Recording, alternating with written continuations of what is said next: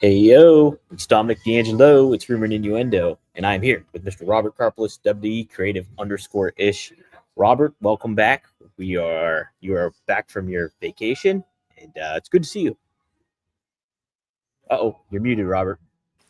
Damn it, Tom. It is good to be it's good to be back. Yes, thank you. It was nice to be floating on a boat for a couple of days. Didn't get a chance to watch any WWE programming while on the ship. Caught up with SmackDown after the fact. Caught up with Raw live. Unfortunately, the Gator game was airing on the ship, and the iceberg I was praying for did not come. But let's say hi to some of the folks joining us here live. Yes. Says, "Was up? Joe Hendry or Marcus D'Angelo would have gotten a bigger pop than Dolph Ziggler."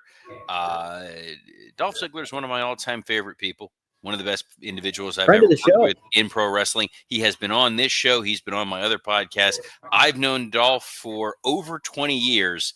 I am going to venture to guess he got a bigger pop than Marcus D'Angelo would have. And you've known Marcus for far longer. Yes, I have. That's very true. Jeff Henninger says, "Hello, R&I. Raw could have used at least one more surprise return last night. Do they not know they have a full-time roster?"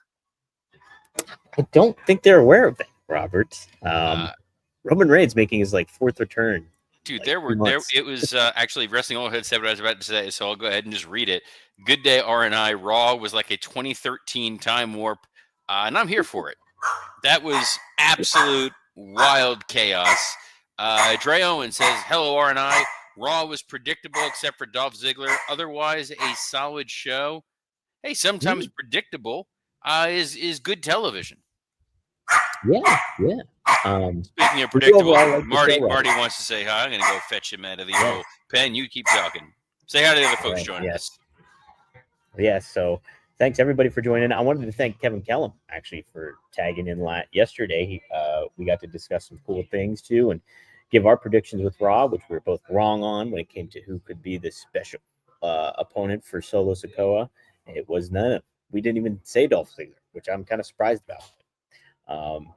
Overall, Raw felt big time, especially with the atmosphere, all the celebrities that WWE embraced, even at ringside, whether you like them or not, they were still there, and it made it feel like a big deal. So, Robert, so you overall enjoyed this episode of Raw? I enjoyed Raw. I enjoyed SmackDown. I enjoyed the fact that if you were tuning in to Rumor and Innuendo, or you were listening to Working Stiff, you were not surprised about the surprise opponent on Friday Night SmackDown being one Mister Zach Marie Ryder. Woo woo woo. You know it. We gave you your flowers yesterday too. I was sure to let you know that Robert Yes. predicted it. Somebody on the Working Stiff Facebook group posted my head on Babe Ruth's body, pointing, calling my shot. I also, by the way, would have predicted Dolph Ziggler as it was either going to be Roman Reigns or it was going to be Dolph Ziggler, because the notion of people from John Cena's past coming back to wrestle that are going to be surprises that are going to make sense, the guys that you would immediately think of would be a Zack Ryder or a Dolph Ziggler. It wasn't going to be Edge. Like let's be clear. It was never going to be Edge. It was never going to be Batista.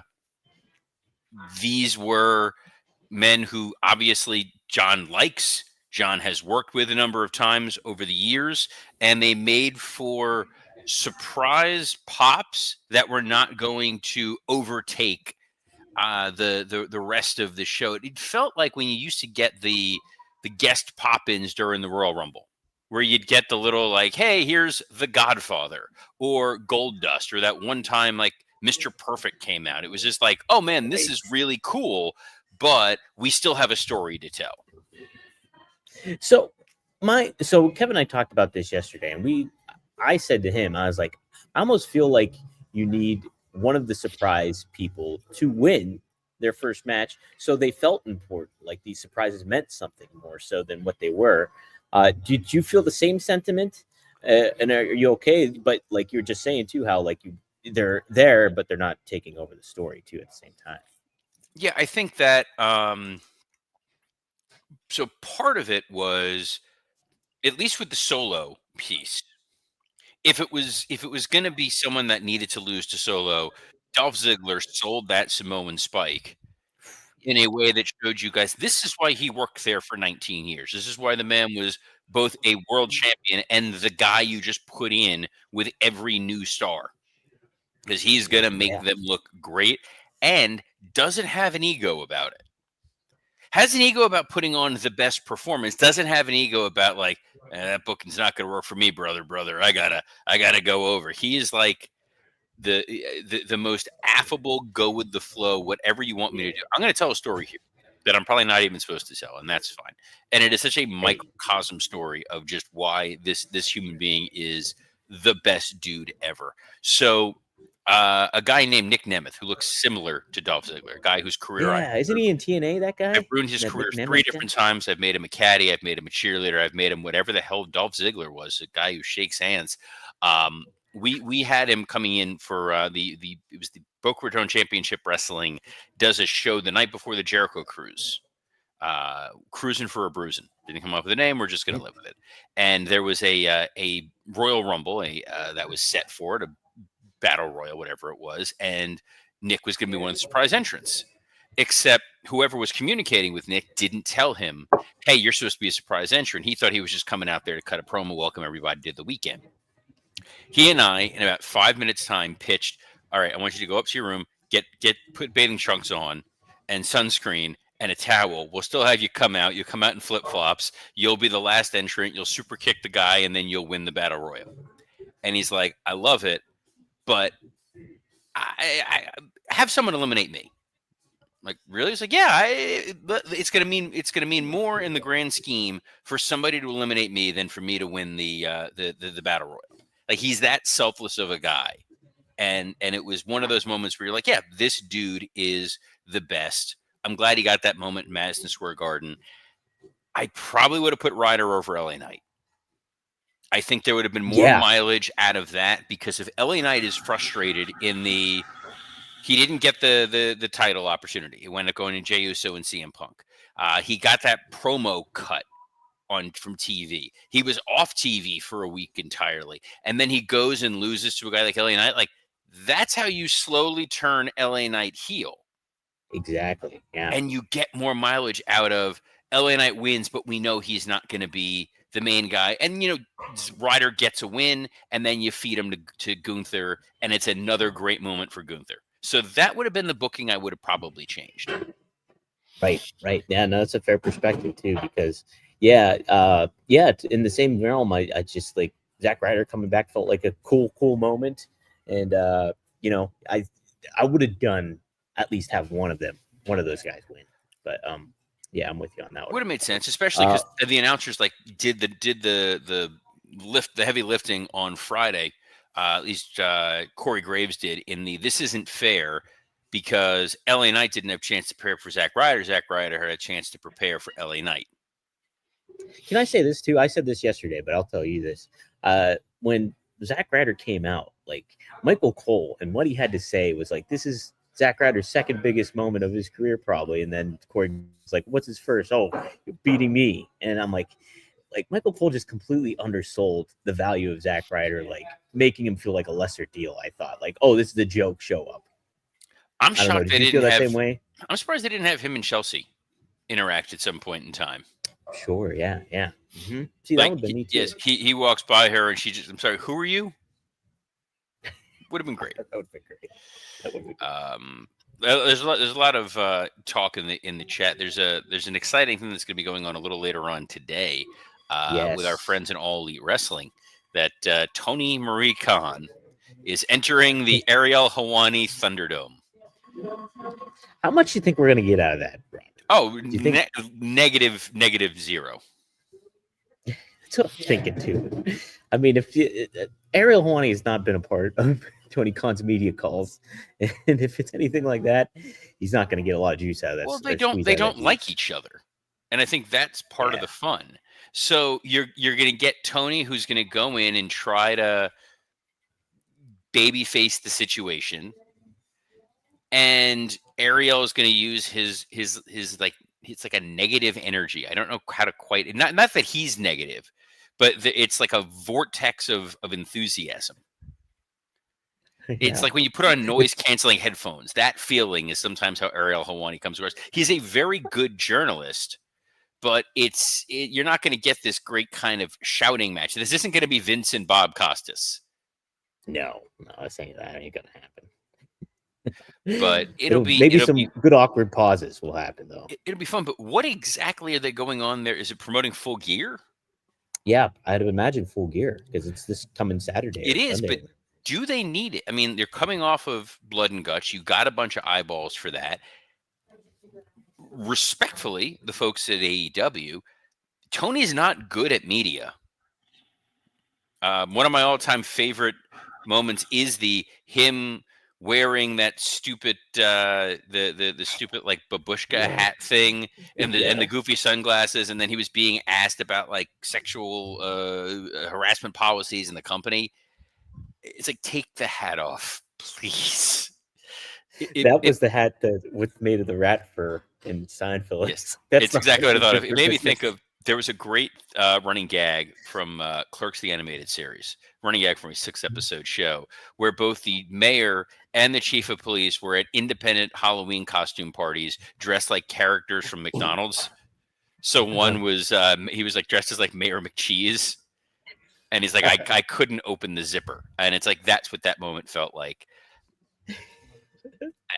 It's going to be, you're going to get a lot of guys. The media landscape is going great. Our metrics, our numbers between men ages 18 to 19 are through the roof. Viewing in Minnesota and Wisconsin is up 7% of where it was last year. And, we love everybody and we have no answers for anything. And this company is going great. If you're Helwani, what are some of the questions you would ask Tony Khan, though, right off the bat? Or not right off the bat, but throughout the interview? I would say honestly, one of them is there a concern within your organization that you have not built a development system to bring up young talent, and that those young talent that you have focused on have yet to truly break through and become main event level stars? Mm-hmm. I think that's a valid question. I asked him about that. What? I asked him about the developmental. I asked him about you did. You asked him, and he said something about like they were looking to build something in North Carolina, and it was expensive. Yeah. And then it's like, but okay, but they had the developmental system built before they actually went ahead and terminated it. In the fact that they had dark elevation. You had a space in Orlando. A development space, by the way, does not need to be huge. If anyone has been to a wrestling school, most wrestling schools are usually in an industrial park. They get those like in like a warehouse area where they have the roll up metal doors, and they just take like one or two spots near like a body shop and a welding factory. Right. That's all. It doesn't need to be with the performance center is versus what they had. If you go to OVW and see what that looks like, or when they were in Port Richey with FCW, these were not like, oh my God, situations. You also have QT Marshall's wrestling school, which is a gorgeous facility in Atlanta, and you're not utilizing that. Yeah, it's a lot. Sorry, we're talking about Madison Square Garden. Yeah, they put the spotlight on a young kid on Raw named John Cena, and dude, I did not think I would live long enough to see an earnest New York John Cena babyface pop. How about that, huh? Like, I get there was the Rumble return. That was more of a surprise. This was the like, oh, we get it. This guy has been our guy for the last 20 plus years. This is the last time we're going to see him. Let's make him feel a little love. Yeah, and I thought, you predicted it was going to be Bronson and Braun tagging up maybe against him and Punk, but I thought this triple tag that they ended up doing was great. Like, it was a lot of fun. You get him rubbing elbows with Mysterio again, and Sheamus, obviously, who is in the tournament. But I thought it was a really cool way to do it, I think, for MSG. Look, it was they went fun rather than big moment, because I think that they had the confidence in the War Games match, which they kind of telegraphed when they announced that Jimmy was going to be in the War Games match during SmackDown. I went, oh, okay, they're definitely not going with John Cena. Yeah. It would have been, I mean, if you look at the lineup, if you would have gone Jey Uso, CM Punk, Roman Reigns, John Cena, and Cody Rhodes, I mean, that's a stacked lineup right there. Now it's four Absolutely. guys and the dude who's going to take the pin. Yeah, 100%. And Joseph Wade Walters says exactly what I was thinking, was full house show match, but it worked. That was just pure fun. It was pure cotton candy. It was all style, no substance. Let's do multiple you can't see me's. Let's just have a fun time for the crowd. No one's really going to get significantly damaged from it. It worked. It did work. Does it work for you that Cena is facing Dom Mysterio for the Intercontinental Championship again at Survivor Series? Does that work for you? I guess it gives an opportunity for Dom to get the title back, and then whoever cheats John out of that, they get a maybe it's Gunther, and they get a little heat on them going into their final match. A little bit of storytelling. On the other hand, I think that it could be kind of fun for maybe Ray costs Dom the match. John wins, retires the Intercontinental title. They do an Intercontinental title tournament. As much as I hate tournaments on top of tournaments on top of tournaments, but maybe something good comes of it to help the IC title situation. Or it's Dom gets the guy. He gets to be the guy to say he got the last victory over John Cena on a PLE. It's true.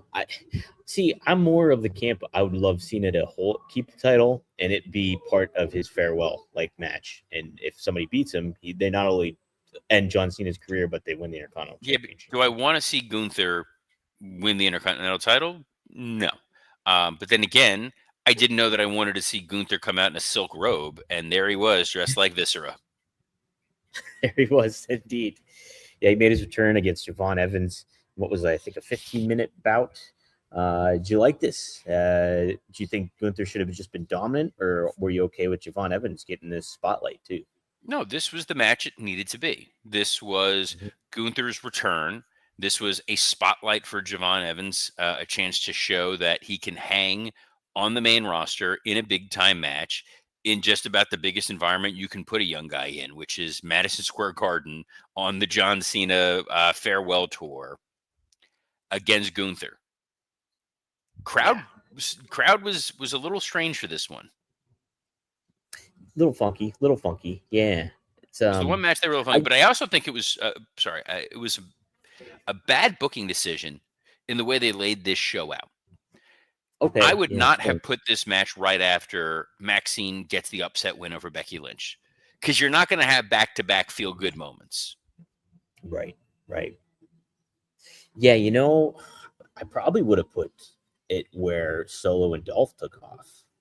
Gunther versus Javon, and then have Solo and Dolph be the follow-up after Becky and Maxine. I think that might have worked a lot better, actually. It could have worked. Maybe I'm still on cruise vacation time here. Maybe my brain is not fully caught up. But what the hell are they doing with Charlotte Flair? I don't know. It's such a weird, little jump in a storyline thing. It doesn't make. I mean, just Friday, she's like, "Nah, I'm not doing it." Now she's seemingly part of it all. It was like I'm watching SmackDown as I'm unpacking the suitcase and getting life back to normal. And it's like, oh, okay, here's a fun little segment where they're definitely setting up the War Games, and we'll find out who the other two women are going to be, and then a woman's going to be, and then Charlotte's just like, nah, peace, I'm out. And I was like, huh? Yeah. And it was like, but this is all actually working. Why are we derailing this? So maybe I thought for half a second, maybe Charlotte was hurt and they were trying to mask it. I didn't know. And then you had this situation here, this Spirit of 76 return, and then the awkward Io hugging Rhea, as if it was like your ex is with somebody new in front of you, and you're like, no, we're good. We're good. Yeah, very weird. I'm not sure what they're doing exactly. Wrestling Old Head, by the way, points out the real big story coming out of this show, which was Gunther was back to a variation of his Walter theme. That means he's about to go on a mean run. Dude, I popped for that song. I was so happy to hear it. Can we please get Judgment Day's music fixed? It's the worst music in wrestling. Look, Judgment Day needs a new theme. Ilya Dragunov needs a new theme really bad. I don't mind his music. It's weird. Oh, it's like just cheesy. It's cheesy garage band. Like, hey, come up with a foreigner's music for me. Yes, that's what it feels like. It feels like somebody poured a bottle of Russian vodka into an AI machine, and that's what you got. I don't like it. They need something for him. I don't mind. Main event was all entrances all the time. Yes. If you love entrance music, and I mean really love entrance music, go back and watch the main event of Raw, where every single person got an entrance, every song got played, and then when they hit Roman's music with about 8 minutes left, I'm like, oh no, this is going to have a 19-minute overrun. Yeah. How did you think this all was laid out? I kind of like the chaos of it all, Robert.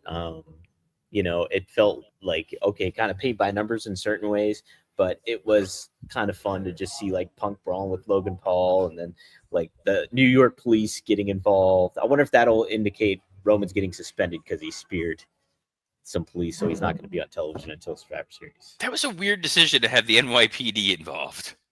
Yes. Or the fake NYPD. Yes.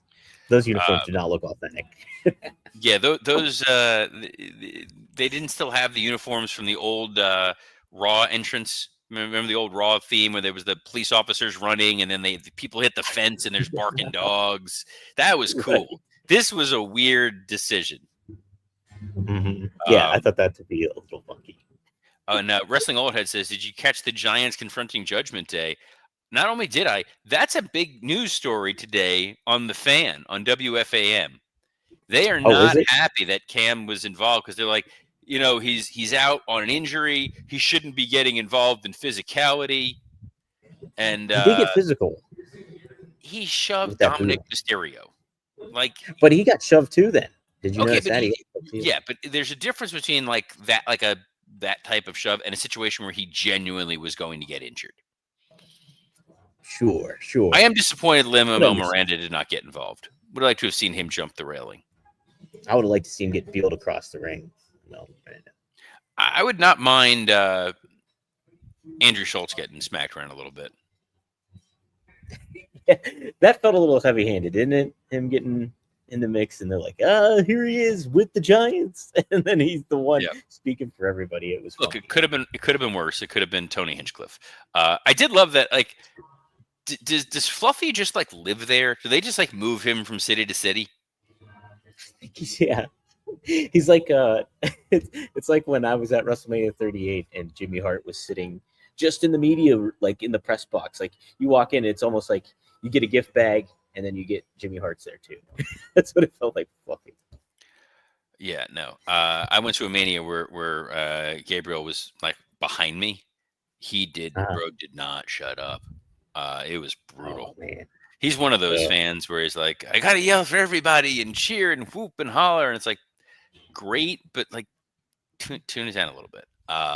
They did make it feel like a big celebrity show. Like Lil Yachty was there, who I believe is some sort of musician who brought his PSP.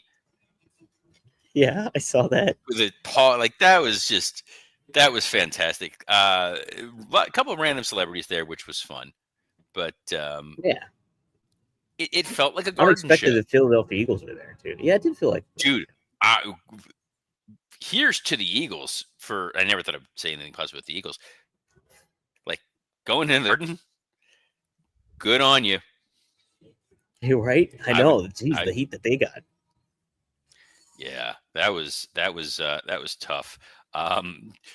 Dre Owen says, surprised they didn't do a Survivor Series match, Judgment Day versus the New York Giants. The problem with that is the Giants would need to win, and they wouldn't be able to figure out how. That's true. Or they'd blow it. They would get very close. And then exactly.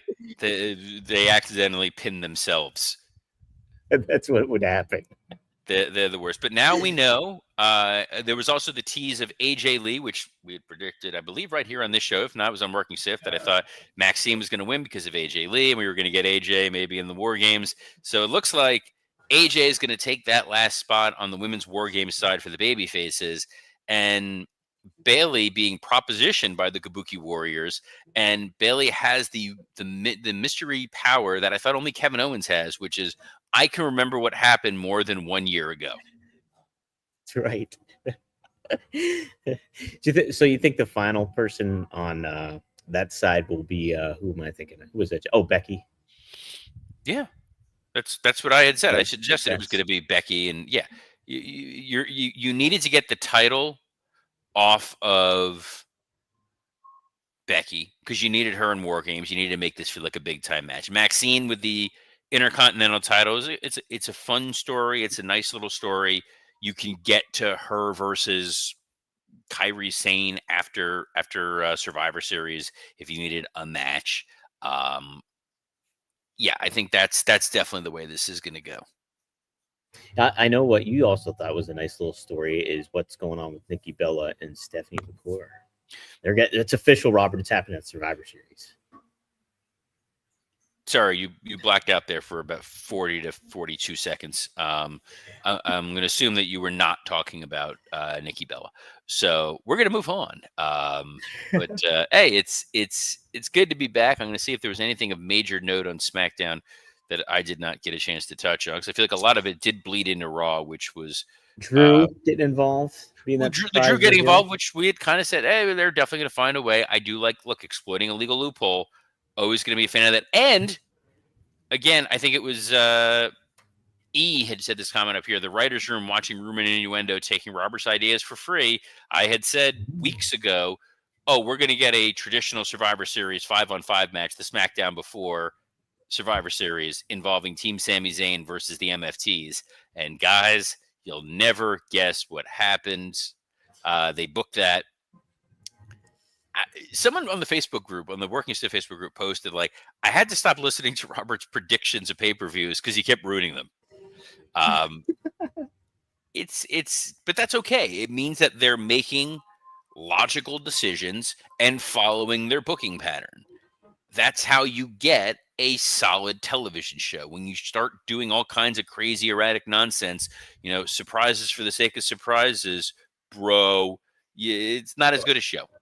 But it is a good show is Rumor and Innuendo, which you can catch every Monday through Friday at noon Eastern on a plethora of platforms, including the WWE Creative _ISH X account, the @Dominic D'Angelo X account, the @SE Scoops X account, and on YouTube on Rumor and Innuendo, ad-free shows at Podcast Heat. It's good to be back. It's good to see that Dom has either been evicted or he now is living inside of a coffee house. Yeah. So on behalf of the incredibly transient Dominic D'Angelo, I'm Robert Karpelis. Best of luck in your future endeavors. Hey, yo, have a cup of Joe. I just spilled coffee on my...